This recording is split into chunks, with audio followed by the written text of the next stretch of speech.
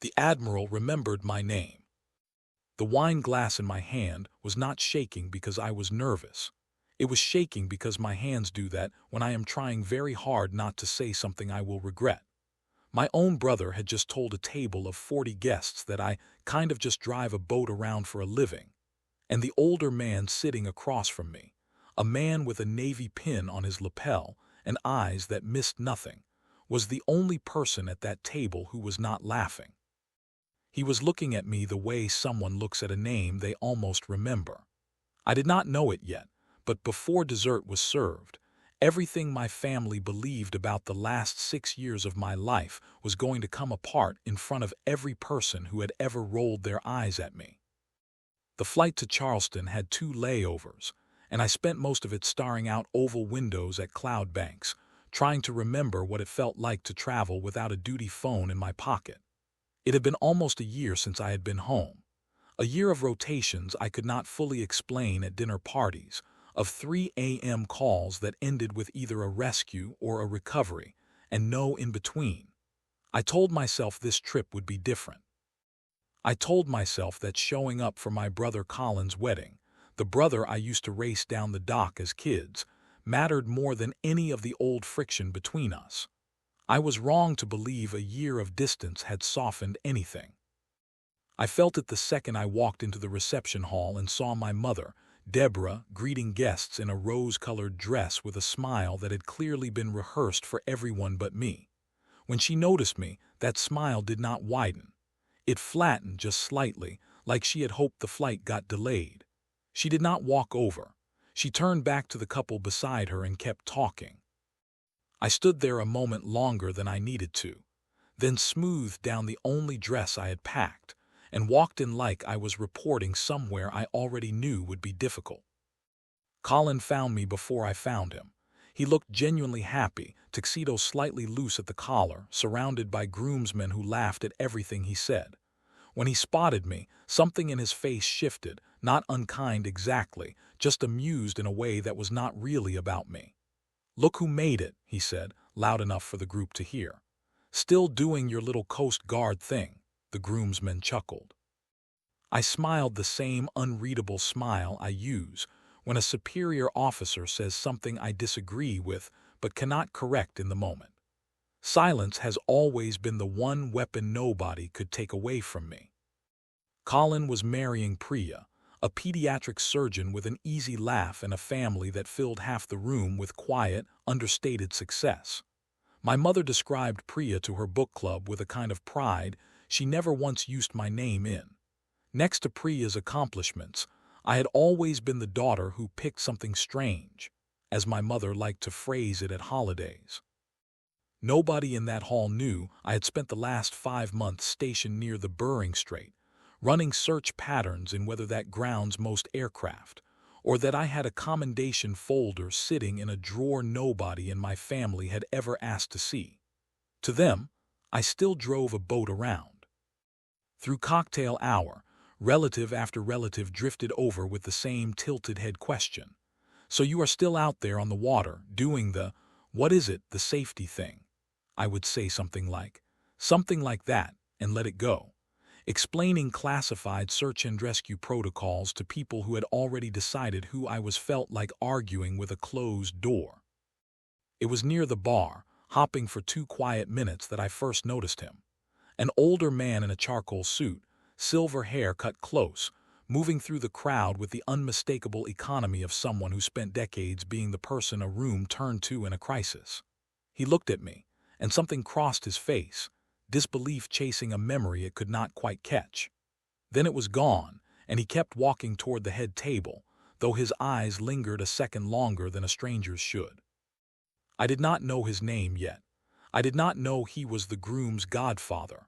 I only knew, the same way I know when a storm front is about to turn, that something about this wedding was not finished with me yet.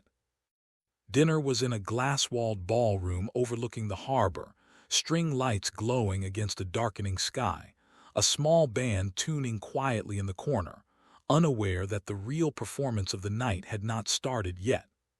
I picked a seat near the back, close to the exit, An old habit I have never been able to shake even at family functions. Colin stood for his toast, glass raised, Priya glowing beside him. "I am the lucky one tonight," he said, voice easy and warm. "Marrying someone who actually built a career." Laughter, gentle at first. Then his eyes found mine across the room. "Not like my sister, who is off somewhere driving a boat in circles." The laughter that followed was louder, careless. A few guests glancing at me with the soft pity people save for family they have already filed away. My mother, seated beside him, leaned toward her water glass and added, not quietly enough, "We used to think she would do something with her life. Some people just find their own pace, I suppose." More laughter. I kept my spine straight, the same posture I hold during inspections when someone says something designed to get a reaction they are not owed. A cousin beside me murmured, "Kind of wild, giving up your 20s to drive boats for the government." I did not answer. Some questions are not really questions. They are verdicts wearing curiosity as a disguise.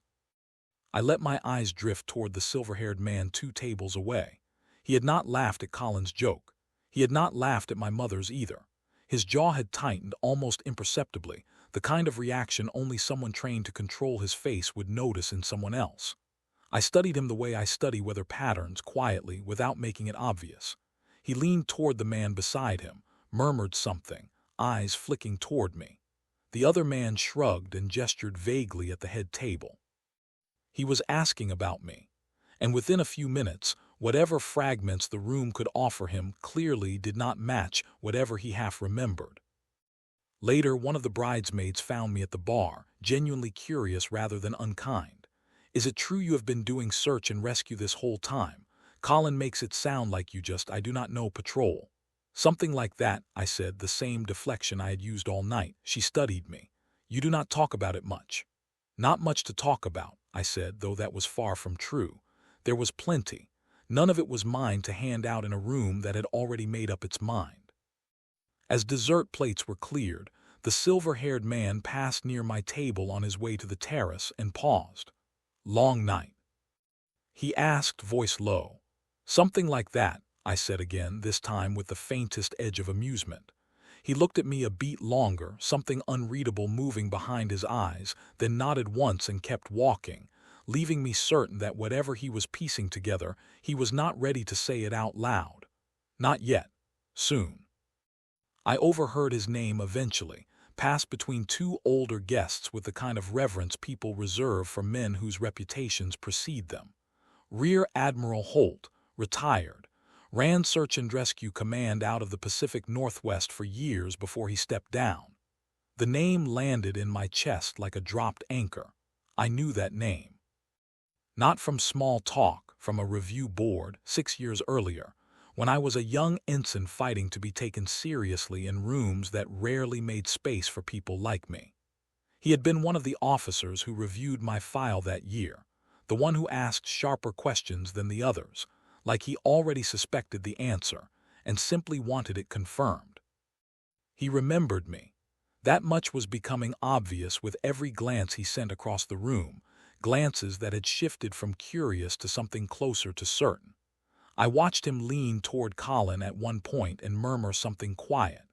Colin's eyebrows rose, and he glanced my way with a flicker of new interest before returning to his conversation, saying nothing. Admiral Holt did not approach directly. Not yet. He seemed to be waiting on some internal calculation about timing, the same instinct I recognize in my own work, understanding that the truth delivered at the wrong moment loses its weight entirely. I thought briefly about quietly asking him not to say anything, not to turn my brother's wedding into a referendum on my career. Some part of me still believed peace was worth more than being right. But another part of me, the part that had spent 6 years being politely erased from my own family's understanding of who I was, wondered what it might feel like to just let the truth exist in a room for once, without me having to shrink it down first. I stayed in my seat. I waited to see what he would do. The reception loosened after dinner, the band easing into something upbeat, string lights glowing brighter against the deepening blue sky. Colin, flushed with champagne and the joy of the day, made his way through the tables with Priya's hand in his, collecting congratulations like currency. When he reached the table nearest mine, he stopped. "Everyone," he announced, loud enough to draw a dozen heads. "Have you met my sister, the boat patrol one? Honestly, who signs up for that?" He laughed, delighted with himself. The laughter that followed was the loudest of the night, rolling across the room in careless waves. I sat still, hands folded, the same unreadable calm I had worn all evening, something old and tired settling deeper in my chest. Not anger exactly. Just the weary familiarity of being the punchline at my own family's table. One more time. That was when Admiral Holt stood. He did not rush. He rose the way men trained in command rise, unhurried, deliberate, drawing the room's attention through stillness alone. Conversation quieted around him first, then spread outward until the whole hall had gone hushed, guests turning to see what had made a respected older man interrupt a wedding toast. He looked directly at Colin. "Actually," he said, voice carrying easily, "she does a great deal more than patrol." Colin blinked, smile faltering. "I am sorry, what?" "Boat patrol is often one of the first postings a young officer gets," Holt continued, tone measured, almost instructive. "It is honorable work, but it is rarely where a career ends, especially not for someone with your sister's record." A murmur moved through the crowd. My mother's wine glass froze halfway to her lips. "I sat on a review board 6 years ago," Holt said, eyes shifting briefly to me before returning to the room. "I read a young ensign's file that stood out from dozens that year. Evaluations I still remember because they were unusually strong. That ensign went on to fly search and rescue missions in conditions that ground most pilots, and to be trusted with operations most people will never hear the details of." He paused, letting it land. "There are things about her work that even her own family is not permitted to know, not because she is hiding something from you out of spite, because the job requires it. That silence is not a failure. It is discipline. It is a kind of sacrifice most people never have to consider." The room had gone completely still. Even the band had stopped, instruments lowered, musicians exchanging uncertain glances. Priya's face had drained slightly, her earlier delight replaced by something closer to confusion. Colin opened his mouth, found nothing to say, and closed it again. I sat motionless, watching it unfold with a strange, detached calm, the same feeling I get after a long mission finally lands. I had not asked Holt to say any of this. I had not even known, until the moment he stood, that he intended to. But something in my chest, some old, carefully held weight, began slowly to loosen. My mother set down her glass, hand trembling. "I do not understand," she said quietly, though the silent room carried it anyway. "She never said anything." "She was not allowed to," Holt said simply. "That is how this works." He turned to me, his formal bearing softening into something more personal. "I have wondered over the years what became of that ensign I read about. I am glad the service made the right call." I met his eyes and nodded, unable to fully trust my voice, though I kept my composure the way training always taught me to. Holt was not finished. "I remember the first time I saw her in front of that board," he said, looking around at the gathered guests now rather than at me, as if he wanted everyone to understand the weight of it. "Most young officers are nervous in that room, understandably so. Careers get decided there." She answered every question without flinching. She had clearly done the work long before she walked in. A faint, private smile crossed his face. "I wrote a letter for her file that year. In 30 years of service, I probably wrote fewer than 10 of those for people I did not personally command. Hers was one of them." Priya, standing beside Colin with an expression somewhere between shock and quiet vindication, spoke for the first time.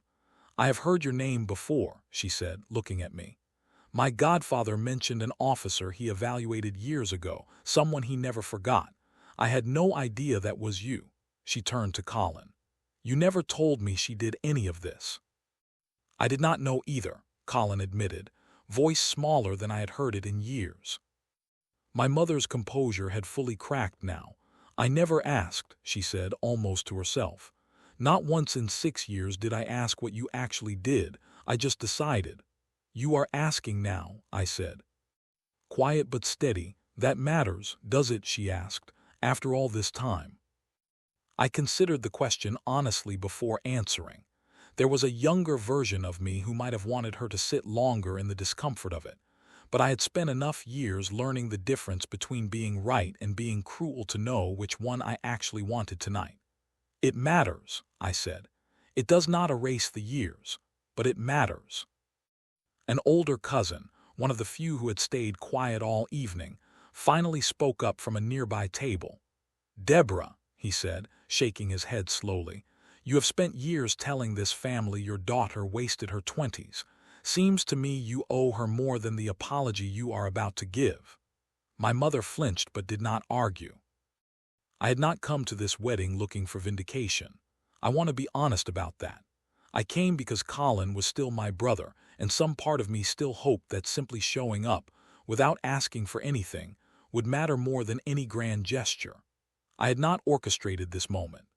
Admiral Holt had simply recognized me, remembered me, and decided the truth deserved more respect than the silence I had been quietly protecting it with. I stood, walked to the center of the room, and did not raise my voice. I did not need to. I am not interested in anyone feeling guilty for the rest of the night, I said, looking first at Colin, then at my mother. This is still your wedding, Colin. I do not want that taken from you because of something I never asked to have said out loud. Admiral Holt raised his glass toward me. To Lieutenant Whitfield, he said, who represents exactly the kind of officer this family should already have been proud of. The room rose almost as one, glasses lifting, applause breaking table by table until the whole hall was standing. I stood there, briefly overwhelmed, watching people who had laughed at me hours earlier now look at me with something closer to respect, and felt the strange, complicated weight of finally being seen, not for what I had done to earn it, but because someone else had finally said it plainly. I found my mother later, sitting alone near the harbor railing, the party still glowing behind her. I owe you more than an apology, she said, not looking up. I told myself a story about you for years that was never true, and I never once stopped to check it. You are checking it now, I said. She reached for my hand, and I let her take it, the first real warmth we had shared in longer than I could easily count. I found Colin outside a while after that, tie loosened, staring out at the water. I made you into a joke for years, he said. It made me feel better about my own choices, and I never thought about what it cost you. I know, I said. That is not an excuse. I did not say it was. He looked at me, eyes tired but honest. I do not expect you to forgive me tonight. I just want you to know I actually see it now. I thought about every gate joke, every holiday punchline, every quiet disappointment in my mother's voice over the years, and I thought about how easy it would be to hold on to that. I chose not to. I do not need an apology to know what I have built, I told him. I needed this family to stop deciding who I was without asking. Tonight that finally happened. That is enough. Before I left, Admiral Holt found me near the entrance and shook my hand with the same formal respect he had carried all evening. The service needs officers like you, he said. Do not let anyone, family included, make you feel like your work was ever small. Thank you, I said, for remembering, for saying something. I only told the truth, he said. You did the rest of it years before tonight. I flew home under a wide, dark sky, the whole evening slowly settling into something I could finally exhale around. I had not sought vindication. I had not orchestrated a single moment of what happened. But I learned something on that flight home that I think matters beyond just my own story. The truth does not need volume to matter. Sometimes it just needs one person willing to say it, and the patience to wait until the moment is right. I did not win that night by embarrassing anyone or demanding apologies. I won simply by staying exactly who I had always been, and letting the truth catch up to everyone else in its own time. If this story found you somewhere quiet tonight, I would love to know where. Drop a comment and tell me what part stayed with you. We tell stories like this one every single day here on Alex, so if you do not want to miss the next one, go ahead and subscribe. There is always more truth worth telling, and I would be glad to have you along for it.